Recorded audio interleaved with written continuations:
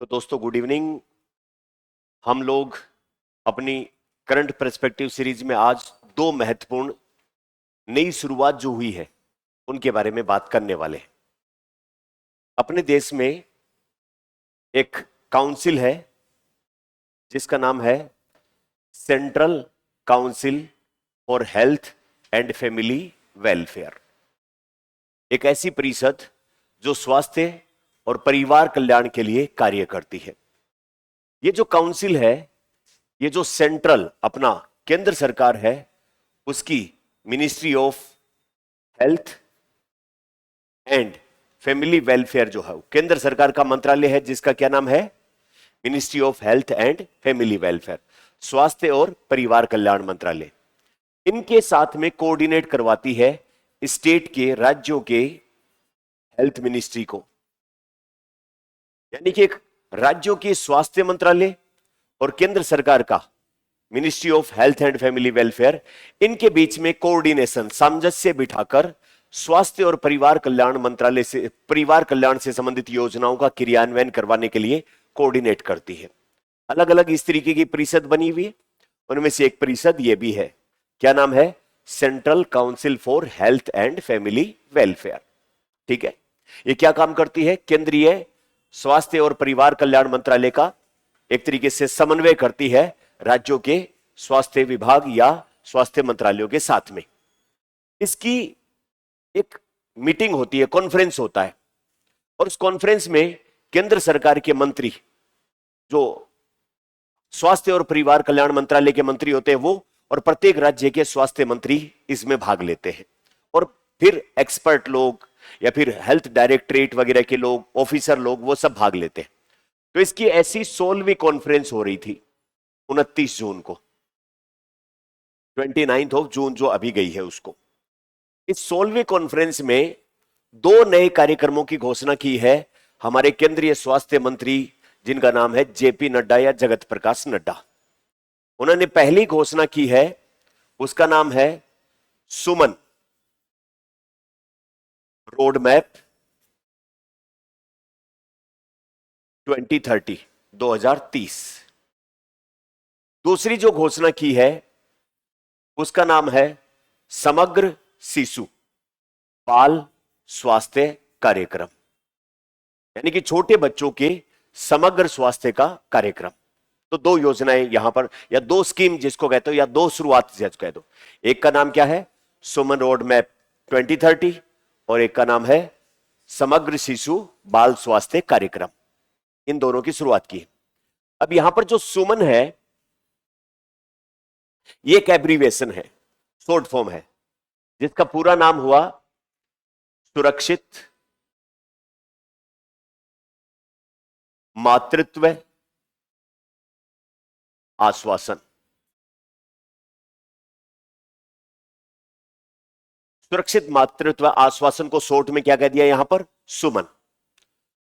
भारत के अंदर जो रिप्रोडक्टिव हेल्थ है, प्रजनन से संबंधित स्वास्थ्य, एक महिला जब किसी बच्चे को कंसीव करेगी, गर्भ धारण करेगी, उससे पहले उसका स्वास्थ्य ऐसा है क्या कि उस बच्चे को कंसीव करने के टाइम पर वो अपना जेस्टेशन पीरियड, गर्भावस्था काल, 9 महीने का काल अच्छे से पूरा कर लेगी? या फिर उस महिला का स्वास्थ्य ऐसा है, डायबिटीज, हाइपरटेंशन, हीमोग्लोबिन की कमी या अन्य कोई समस्या है जिसके चलते ड्यूरिंग प्रेगनेंसी उसकी जान जा सकती है या स्वास्थ्य को गंभीर खतरा हो सकता है। तो इसका मतलब बच्चे को कंसीव करने से पहले उसकी समग्र स्वास्थ्य की देखभाल, और उसके बाद वो मेंटली और फिजिकली रेडी है क्या एक बच्चे को कंसीव करने के लिए, गर्भाधान करने के लिए। फिर उसके बाद 9 महीने तक उसकी स्वास्थ्य का रेगुलर चेकअप किया जा सके, ताकि उस समय जो मां बनने वाली महिला है वो भी सुरक्षित रहे और गर्भ में पल रहा बच्चा है उसका भी संतुलित विकास हो। फिर उसके बाद जब डिलीवरी हो, उस टाइम पर वो डिलीवरी इंस्टीट्यूशनल होनी चाहिए, मतलब हॉस्पिटल में उचित और सुरक्षित माध्यम में होनी चाहिए, ताकि डिलीवरी के समय एक्सेसिव ब्लड लॉस या कॉम्प्लिकेशन जिनके चलते मां और बच्चे दोनों की जान जा सकती है, उसको ठीक किया जाए। उसके बाद बच्चे का जन्म हो, जन्म के बाद में बच्चे और मां की देखभाल दोनों की अच्छे से होनी चाहिए। इन सारी चीजों को कवर करते हुए ये प्रोग्राम चलाया जा रहा है जिसका नाम है सुमन रोड मैप 2030, जिसका उद्देश्य होगा सन 2030 तक भारत में MMR, मैटरनल मोर्टिलिटी रेट, मातृ मृत्यु दर जो है वो प्रत्येक 1 लाख में, 1 लाख महिलाएं जो बच्चे को जन्म देती है उसमें 1 लाख में 70 महिलाओं की मृत्यु हो जाए, इससे कम। मतलब MMR रेट कितनी से कम करनी है? 70 लाख। ये कितने पे काउंट होता है? 1 लाख पे। सही है, जिसका उद्देश्य पहला तो ये है। दूसरा उद्देश्य है न्यूबॉर्न मोर्टेलिटी रेट। न्यूबॉर्न किसको कहते हैं? जो बच्चा जन्म लेता है और जन्म के 28 दिन तक उसको न्यूबॉर्न कहा जाता है। तो जो बच्चे जन्म लेते हैं उनकी मृत्यु दर को कम करना, मतलब न्यूबॉर्न बच्चे जो अलग अलग कारणों से, इन्फेक्शन से या एनोक्सिया यानी कि ऑक्सीजन की कमी से, विभिन्न कारणों से जिनकी डेथ हो जाती है, उसको कम करना। NMR क्या बोलेंगे? Newborn mortality rate. और फिर उसके बाद आता है IMR, इन्फांट मोर्टेलिटी रेट। न्यूबॉर्न में आएगा 1 दिन से लेकर के 28 दिन के बच्चे, और जो वो जन्म के पहले दिन से लेकर 1 साल तक के बच्चों को क्या कहा जाता है? इन्फांट कहा जाता है। तो यानी कि नए जो बच्चे जन्म लिए उनकी मृत्यु दर में कमी लाना, 1 साल तक से कम उम्र के बच्चों की मृत्यु दर में कमी लाना, और प्रत्येक जीवित जन्म जो महिलाएं देती है, बच्चों को जन्म देती है, उसमें 1 लाख में से मातृ मृत्यु दर को 70 से कम करना। इसके लिए किया क्या जाएगा? इसके लिए उन महिलाओं को बच्चा कंसीव करने से पहले, गर्भावस्था के दौरान, डिलीवरी के टाइम पर, आफ्टर डिलीवरी, और फिर बच्चियों का जो आगे एडोलिसेंस यानी कि वयस्क अवस्था तक पूरा जो एक तरीके से रिप्रोडक्शन साइकिल होता है उसको सुरक्षित और ज्यादा बेहतर बनाना, यह इसका उद्देश्य रहेगा। उसके लिए प्राइमरी लेवल पर जो ग्रामीण क्षेत्र, आदिवासी एरिया, दुर्गम पिछड़े एरिया है, वहां पर सरकार की जो योजनाएं पहले से चल रही है उनको बेहतर तरीके से लागू करना। जो प्राइमरी हेल्थ केयर के लिए आशा सहयोगिनी या आंगनवाड़ी कार्यकर्ता या जो प्राइमरी हेल्थ सेंटर पर जो मेडिकल हेल्थ ऑफिसर है, MO होते हैं, उनकी प्रॉपर ड्यूटी लगाना, उनकी मॉनिटरिंग करना, और किस एरिया में कितनी महिलाओं की मृत्यु, किस एरिया में बच्चों में कुपोषण, बाल मृत्यु दर किधर ज्यादा, ऐसे साक्ष्य आधारित एविडेंस बेस्ड पर्टिकुलर एरिया को टारगेट करते हुए यह कार्यक्रम चलाना।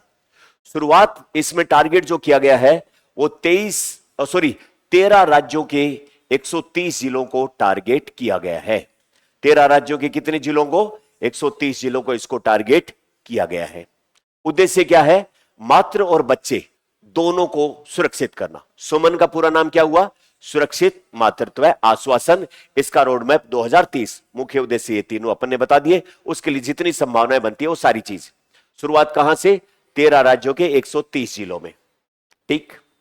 उसके बाद में जो समग्र शिशु बाल स्वास्थ्य कार्यक्रम है, इसका उद्देश्य है कि जो छोटे न्यूबॉर्न बच्चे और जो चाइल्ड यानी कि 5 साल तक के बच्चे जो होते हैं, उन दोनों के लिए एक स्कीम चल रही है पहले, न्यूबॉर्न होम केयर योजना और चाइल्ड होम केयर योजना।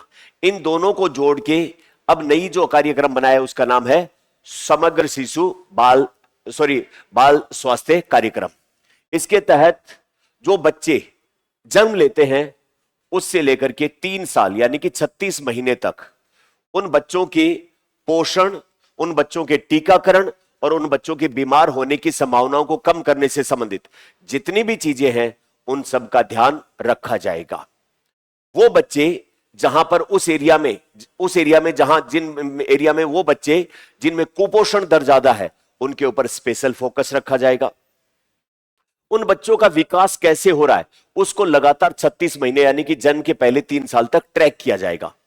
जो नजदीकी आशा सहयोगिनी, आंगनबाड़ी कार्यकर्ता या अन्य लोग जो हैं उस बच्चे के घर पे जाएंगे और उससे स्वास्थ्य से संबंधित उसकी हाइट बढ़ रही है क्या, वजन बढ़ रहा है क्या, उसके सारे ऑर्गन ठीक से काम कर रहे हैं क्या, उसका वैक्सीनेशन सही हुआ है क्या, उसको पोषण की स्थितियां सही मिल रही है क्या, उन सब चीजों की एक डिटेल्ड जो है वो लगातार प्रोग्रेस नोटिस की जाएगी, जिससे कि बच्चे सुरक्षित रूप से बड़े हों और एक संतुलित उनका स्वास्थ्य बने ताकि एक देश के स्वस्थ नागरिक वो बन पाए। उससे संबंधित यह कार्यक्रम है जिसका नाम है समग्र शिशु बाल स्वास्थ्य कार्यक्रम। इन दोनों के बारे में डिटेल अपन देख लेते हैं अब और फिर क्वेश्चन सोल्व कर लेते हैं। अच्छे सवाल बनते हैं बायोलॉजी वाले सेक्शन में, जहां पर डिजीज वाला कम्युनिकेबल नॉन कम्युनिकेबल डिजीज, या फिर जो आपका बायोलॉजी वाले सेक्शन में आता है हेल्थ इनिशिएटिव बाय गवर्नमेंट, सरकार के द्वारा जो स्वास्थ्य पहल की गई है, उन सब के अंदर ये महत्वपूर्ण है। तो इसका मतलब प्रीलिम्स और मेंस दोनों के लिए अच्छा टॉपिक बनता है। किस में जाएगा? ये बायोलॉजी वाले सेक्शन में जाएगा। देखते हैं अपन इसके बारे में। तो जेपी नड्डा जी ने किसकी? केंद्रीय स्वास्थ्य और परिवार कल्याण मंत्रालय, central council for health and family welfare, उसका कौन सा नंबर का कॉन्फ्रेंस? 16वें नंबर का कॉन्फ्रेंस। और वहां पर 29 जून को जो एक रोड मैप जारी किया जिसका नाम क्या है? सुमन रोड मैप 2030। अच्छा, एसडीजी की संख्या कितनी है? वापस एसडीजी से भी कनेक्ट करें, 17। उसमें से आप मुझे बता सकते हो कि आपको याद हो तो एसडीजी नंबर 3 का टाइटल क्या है? स्वास्थ्य और हेल्थ एवं वेलबींग। स्वास्थ्य और जो है वो एक तरीके से वेलबींग को हिंदी में क्या कहेंगे? वेलबींग को मतलब एक तरीके से जिसको कहे, ऐसे लग तो रहा है कि मेरे जुबान पे नाम आ जाएगा लेकिन आ नहीं रहा है। एसडीजी नंबर 3 है ना, एसडीजी नंबर 3।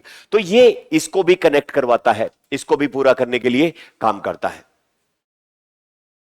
उसके बाद में इसके कुछ मिसलेनियस पॉइंट जो हमने डिस्कस किए उनकी डिटेलिंग, किसके द्वारा इसको इंप्लीमेंट किया जाएगा? स्वास्थ्य और परिवार कल्याण मंत्रालय के द्वारा।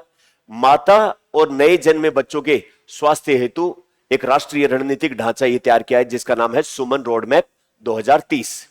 साक्ष्य आधारित, यानी कि किस एरिया में मातृ मृत्यु दर ज्यादा है, बच्चों में कुपोषण ज्यादा है, या इन्फांट मोर्टिलिटी रेट या न्यूबॉर्न मोर्टिलिटी रेट, तो ऐसे उन एरिया को टारगेट करते हुए पूरे देश में हाई क्वालिटी का मदर और नियोनेटल केयर से संबंधित मामले में राष्ट्रीय प्राथमिकताओं को करना। एसडीजी नंबर कितना आएगा? 3, हेल्थ एंड वेलबींग, उसको प्राप्त करना है अपने को 2030 तक, क्योंकि एसडीजी का टाइमलाइन कितना है? 2015 से 2030, तो उसमें अपने को इसको पूरा करना है। अब इसमें लक्ष्य क्या है? 2030 तक 1000 में से जीवित जन्मों पर 70 से कम एमएमआर कम करना, नियोनेटल या नवजात न्यूबॉर्न मोर्टिलिटी रेट और जो वो इन्फांट मोर्टिलिटी रेट में कमी आना। ये कब तक लागू होगी? जन्म के दिन से लेकर के 28 दिन तक, और ये 1 साल तक। नए बच्चे और मां को जो भी हेल्थ कवरेज चाहिए वो सारी सुविधाएं उपलब्ध करवाना, और रोकी जा सकने वाली की वो कंडीशन जहां पर माओं की मृत्यु हो रही है और उनको इलाज के अभाव में मृत्यु हो रही है, जिनको रोका जा सकता है उनको रोकने के प्रयास करना। अब इसमें एक और चीज है, भारत सरकार का जो स्वास्थ्य मंत्रालय है उसके द्वारा एक ये फॉर्मूला बनाया गया जिसका नाम है RMNCHA+N, जिसका मतलब होता है R का मतलब रिप्रोडक्टिव हेल्थ, M का मतलब मैटरनल हेल्थ, N का मतलब न्यूबॉर्न हेल्थ, C का मतलब चाइल्ड हेल्थ। यानी कि इसमें न्यूबॉर्न और चाइल्ड में क्या अंतर है? न्यूबॉर्न जो नया जन्म लिया है, और चाइल्ड का मतलब जो बड़ा हो रहा आगे। फिर उसके बाद एडोलेसेंस यानी कि किशोरावस्था की हेल्थ, और प्लस न्यूट्रिशन। तो यानी कि सारा एक समग्र लाइफ साइकिल जो है वो स्वास्थ्य का, उस सब को शामिल करते हुए अपने परिवार स्वास्थ्य और परिवार कल्याण मंत्रालय का एक फ्रेमवर्क है, कार्यक्रम है, जिसका नाम क्या है? RMNCHA+ न्यूट्रिशन, यानी कि हेल्थ एंड न्यूट्रिशन दोनों, पोषण तत्वों की भी आपूर्ति और स्वास्थ्य की भी। उस स्वास्थ्य में क्या आएगा? RMN में reproductive, maternal, newborn, child, adolescence, यानी कि पूरा जवान होने तक सबका काम इसमें आ गया। जीवन चक्र जिसको लाइफ साइकिल बोलते हैं यही है, उसके ऊपर आधारित हाई रिस्क प्रेगनेंसी को टाइम से पहचानना और ट्रैकिंग करना। 4 चरणों में विशेष ध्यान, बच्चे को कंसीव करने से पहले, जो लास्ट में जन्म होने वाला है उस टाइम पर, तीसरा ट्राइमेस्टर उस टाइम पर ज्यादा, फिर उसके बाद बच्चे का जन्म करवाना और उसके बाद में देखभाल करना। सारी चीजें इसमें कवर होंगी। सुमन कितने राज्यों में? 13 राज्यों में। कितने जिले? 130 जिलों पर विशेष फोकस। गर्भवती महिलाओं के लिए सुमन पैकेज मतलब शुरुआत जब प्रेगनेंसी होती है और उसके बाद से लेकर के सारे काम इसमें होंगे, है ना। तो इससे क्या होगा? खास करके दुर्गम और जहां पर बहुत कम हेल्थ सर्विसेज है उन एरिया को टारगेट किया जाएगा। जो संपन्न लोग हैं, शहरों में रहते हैं, वो तो बाय डिफॉल्ट इन सेवाओं का लाभ ले सकते हैं। तो सुमन पंचायत यानी कि पंचायत लेवल पर जो PHC है, प्राइमरी हेल्थ सेंटर्स हैं, मदर्स पिकनिक जैसी जो सामूहिक एक तरीके से जागरूकता बढ़ाए महिलाओं की, और इसमें ज्यादा से ज्यादा सुविधाओं का लाभ ले पाए। अब इसको कनेक्ट भी किया है जो पहले से स्कीम चल रही है उसमें, जैसे जननी पोर्टल योजना है, उसके तहत जो है वो कितनी महिलाओं को कौन सी सुविधाएं मिल गई उसका। एआई सक्षम लेबर रूम, जो महिलाओं का बच्चों को जन्म देते हैं वहां पर ये सारे ऑपरेशन थिएटर वगैरह जो है वो एआई इनेबल्ड होने चाहिए। अपने अनफॉर्चुनेटली राजस्थान में पिछले दिनों कोटा, बीकानेर, कुछ जोधपुर के ऐसे केसेस आए जिसमें डिलीवरी के समय माओं की मृत्यु हो गई है। बहुत ज्यादा वो खराब बात है। इसी प्रकार कहीं पर लापरवाही होती है तो सुमन कॉल सेंटर की स्थापना की गई है। मैटरनल जो वो डेथ की सर्विलेंस एंड रेस्पॉन्स, कहां पर किस कारण से माओं की मृत्यु हो रही है उसको देखना। नॉन न्यूमेटिक एंटी शोक जो वो गारमेंट्स का उपयोग करना जो डिलीवरी के टाइम पर एक तरीके से ठीक से काम करे, बच्चों का सुरक्षित जन्म करवा पाए। जलवायु अनुकूल, यानी कि जो क्लाइमेट चेंज के कारण गर्मी वगैरह पड़ रही है उससे बच्चे ज्यादा बीमार होते हैं, उससे भी बचाना। 36 महीने तक बच्चों की देखभाल के लिए जो समग्र शिशु बाल जो वो स्वास्थ्य कार्यक्रम है वो इसी का हिस्सा है, लेकिन उसको अलग से भी अपन डिफाइन करेंगे, उसको अलग से हाईलाइट किया गया है। तो ये सारा इसका है प्रोग्राम सुमन रोड मैप का। दूसरा क्या है, समग्र शिशु बाल स्वास्थ्य कार्यक्रम। इसी 16वें कॉन्फ्रेंस में इसका भी शुभारंभ किया गया, जिसका उद्देश्य क्या है, 2 योजनाओं को एक साथ में मिलाया गया। पहली थी होम बेस्ड न्यूबॉर्न केयर और दूसरी थी home based young child care. इन दोनों योजनाओं को मिलाकर के अब जो नया शुरू किया गया उसका नाम क्या है, समग्र शिशु बाल स्वास्थ्य कार्यक्रम। 2 को मिला के अब एक बना दिया गया है, जिसका उद्देश्य क्या है, बच्चों की शुरुआती जो कैजुअलिटी हो जाती है उसको रोकना, उनके न्यूट्रिशन, वैक्सीनेशन सब पर ध्यान देना। जन्म के 36 महीने 3 साल तक का जब तक बच्चा होगा उसकी जरूरत जो एक सुरक्षित और संतुलित आहार से लेकर वैक्सीनेशन से लेकर सब चीजों को उपलब्ध इसमें करवाया जाएगा। तो पहले इसका जो कंसेप्ट है वो पहले 3 साल संपूर्ण देखभाल, ये इसका एक तरीके से टैगलाइन इसको बनाया गया है। तो इसमें क्या होगा, जिन एरिया में माल न्यूट्रिशन या गरीबी का प्रकोप ज्यादा है उस एरिया के बच्चों को कुछ पैरामीटर के ऊपर देखा जाएगा। जैसे जन्म के समय जिन बच्चों का कम वजन होता है उसका वजन वापस से नॉर्मल करने के लिए न्यूट्रिशन कंडीशन को पहला। जिन बच्चों का 9 महीने से पहले जन्म हो जाता है, जो एक तरीके से कम विकसित होते हैं, उनको इनक्यूबेटर के माध्यम से प्रॉपर उनका विकास करवाना। स्तनपान में देरी, मदर बीमार हो गई या मिल्क सिक्रेशन नहीं हुआ, उस केस में बच्चों का शुरुआती स्वास्थ्य कमजोर रह जाता है, उसकी देखभाल करना। उसके लिए जो है वो नवजात देखभाल इकाइयों से छुट्टी, तो एक तरीके से महिलाओं को विशेष रूप से सुविधाएं उपलब्ध करवाई जाएंगी जिससे कि वो अपने बच्चे का ध्यान रख पाए। अगर न्यूट्रिशन की कमी है तो आंगनवाड़ी या उस तरीके के केंद्रों के माध्यम से उसको उपलब्ध करवाया जाए। तो जिन बच्चों को जन्म के शुरुआती दिनों में जान का खतरा ज्यादा है, तो ज्यादा जोखिम वाले जो बच्चे हैं उनको शुरुआती पहले 42 दिनों तक उसके घर पे 9 अधिकतम विजिट, यानी कि जिसमें आशा सहयोगिनी, एएनएम, जीएनएम या डॉक्टर जो है उसके घर पे जाके विजिट करेगा। उसको जरूरी नहीं है कि वो खुद हॉस्पिटल चल के आए, डॉक्टर की और स्वास्थ्य कर्मियों की जिम्मेदारी होगी उसके घर जाएं और उस बच्चे की रिपोर्ट टाइम टू टाइम ले। फिर उसके बाद में बाकी जो सामान्य बच्चे हैं उनकी 36 महीने तक अधिकतम 8 विजिट, जो नॉर्मल उसकी हेल्थ कैसी बढ़ रही है वो सारे वजन, हाइट पैरामीटर लेकर वो डॉक्टर लोग वगैरह सब आएंगे। तो ये जो है वो सारी चीजें उसमें शामिल होंगी। तो ये इसमें रिलेटेड जितनी भी बातें हैं वही बातें कुल मिला के वापस से रिपीट कर रखी है जो अपन ने इसके बारे में डिस्कस किया है। तो इसको जो समग्र शिशु बाल स्वास्थ्य कार्यक्रम जो चलाया गया है, इसमें भी बच्चों का कौन से एरिया में कितना योजना का इंप्लीमेंटेशन बेहतर हो रहा है। तो जो डिजिटल पहले से चल रहे हैं प्लेटफॉर्म, उसके साथ इसके data time to time upload होंगे, जिसमें डिसीजन सपोर्ट सिस्टम ऊपर के लेवल पर डिसीजन लिया जा सके कौन से राज्य में कितने एरिया में कितनी और योजना, कितनी किस तरीके की विशेष कार्यक्रम चलाने की जरूरी है। चाइल्ड वाइज डिजिटल ट्रैकिंग, सब बच्चों की ट्रैकिंग हो पाएगी कि हाँ योजनाओं का लाभ मिल रहा है, बच्चे स्वस्थ बन रहे कि नहीं बन रहे। Alert and referral system, Ayushman Bharat health account जो बच्चों की है उनकी आईडी प्रॉपर बनी या नहीं बनी, उन सब चीजों का ध्यान रखा जाएगा। सवाल सोल्व करो तो।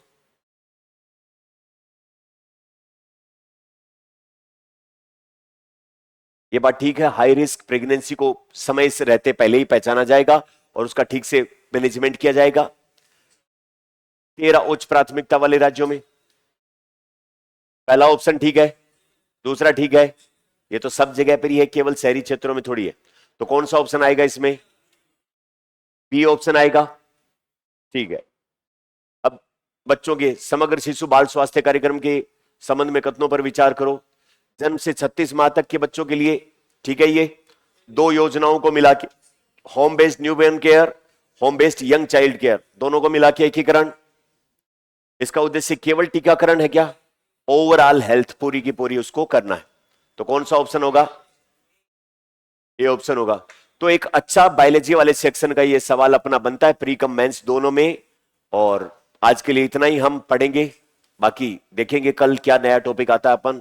और इसमें अपन एक इनिशिएटिव ये भी कर रहे हैं कि जो अपने मूल सिलेबस में कुछ ऐसे पॉइंट्स हैं जो पुरानी, जो अपडेट हुए सिलेबस के बाद में, और जो पुराने बच्चे हैं उनको अपडेट करने का मौका नहीं मिला है, तो वो टॉपिक खास करके कुछ साइंस वाले सेक्शन में अलग अलग जगहों पर जो है उनको भी हम, जिस दिन करंट अफेयर में कोई बड़ी तकड़ी न्यूज नहीं आएगी, छोटा सा टॉपिक बनेगा, उसके साथ में वो स्टैटिक वाले पोर्शन का टॉपिक भी डिस्कस कर लेंगे, एक्सप्लेन कर लेंगे।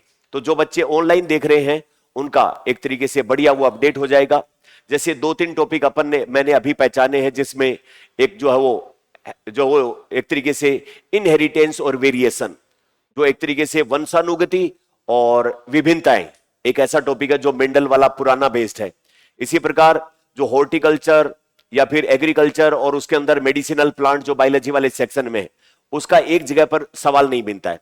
इसी प्रकार एनवायरमेंट वाले सेक्शन में एक सवाल है green diplomacy, role of India, तो वो बिखरा हुआ सारा मामला है।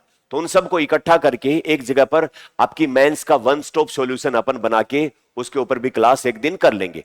तो बीच बीच में कोई भी टॉपिक जो अपने स्टैटिक पोर्शन का है उसको आइडेंटिफाई करके और अपन उनका क्वेश्चन आंसर फॉर्मेट में, या फिर जितने संभावित उससे प्रीलिम्स के सवाल बन सकते हैं, मेंस के सवाल बन सकते हैं, वो सारे अपन एक एक करके सोल्व कर लेंगे। ठीक है, थैंक यू वेरी मच।